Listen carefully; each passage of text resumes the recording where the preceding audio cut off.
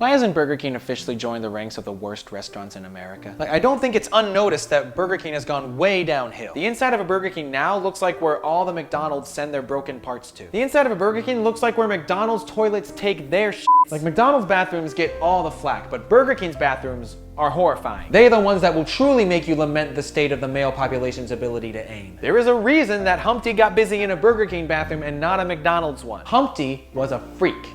He knew that Burger King bathrooms were horrid enough to accommodate freaks. Inconsiderate high school football bench warmers get busy in a McDonald's bathroom. Freaks get busy in a Burger King bathroom. Humpty knew. Thank you, Shock G. Rest in peace and Humptiness forever. I guess it's fitting that the only interesting thing Burger King did in the past 10 years was invent a Whopper that altered the hues of people's bowel movements. But I'm really not sure why Burger King hasn't, joined Waffle House as one of the worst or trashiest restaurants in America. I get the same unease from a Waffle House as I do from a Burger King. I stopped inside of a Burger King once while driving through South Carolina. And by the way, driving through South Carolina is the Waffle House of driving through states. There's only 2 lanes the entire time, and I can't go the speed that I want to because there's an 18-wheeler going 3 miles per hour over the speed limit in the left lane, passing an 18-wheeler in the right lane who's going 2 miles an hour over the speed limit at all times. I'm convinced that South Carolina is filled with damned souls of people who died in traffic fatalities and went to hell because they didn't listen to the creepy religious billboards. And if you're driving northbound through South Carolina, you'll see that there are billboards along the way that advertise south of the border, which is like a really tacky, questionably racist tourist attraction on the border of North and South Carolina. And as you go through South Carolina, these billboards advertising it just keep popping up. And from the beginning,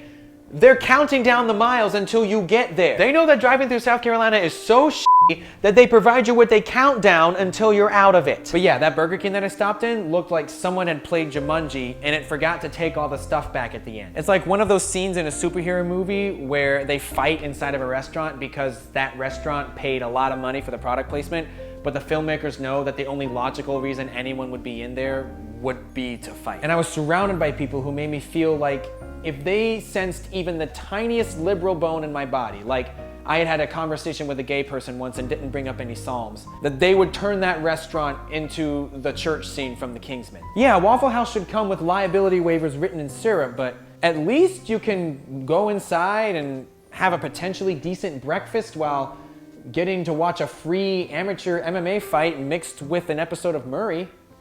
So WWE. The Jonas Brothers are way too poppy and musically uninteresting to be writing songs about Waffle House. They sound like they should be writing songs about Ruby Tuesdays. The only musical group I can think of that's qualified to make songs about Waffle House would be Cannibal Corpse featuring Old Dirty Bastard. Everything with Burger King started going downhill when they changed to the fat fries. I try not to body shame, but I absolutely endorse potato shame. Skinny fries are better than fat fries, and if you disagree, I love you, that's your opinion, and I hate you. But I feel like Burger King now only exists because of nostalgia. Every millennial and younger Gen Xers are sustained by 3 things: caffeine, spite, and nostalgia. Because we long to relive a time where we didn't have to sacrifice our lumbar for shitty apartments that cost $5,000 a month. We had arguably the greatest childhoods that led to arguably the worst adulthood. And we all know that Burger King was better when we were kids. Like back then, they were actually able to go toe-to-toe with McDonald's. Remember that? Like when Burger King actually had a shot against McDonald's? Because it feels impossible now. You know, back when you go to McDonald's and get a Pokemon toy, or go to Burger King and get a SpongeBob toy,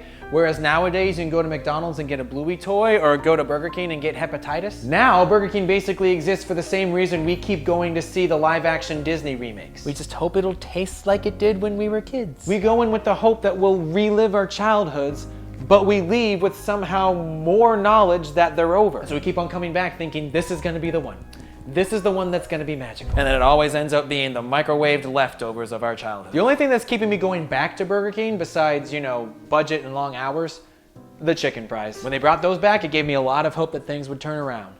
They didn't, but at least I could eat chicken fries while being disappointed. Chicken fries sound like something that the bottom of the fast food chain would make, but they're delicious. Maybe one day they'll ride this chicken fry return back to the glory days of Burger King when the fries were skinny and the inside didn't look like it would be our last meal. But in the meantime, I say Burger King should join its rightful place next to Waffle House on a list of the worst restaurants in America and the list of restaurants that the Jonas Brothers should not sing about. Oh, who gets busy in a Waffle House bathroom? Billy Bob Thornton.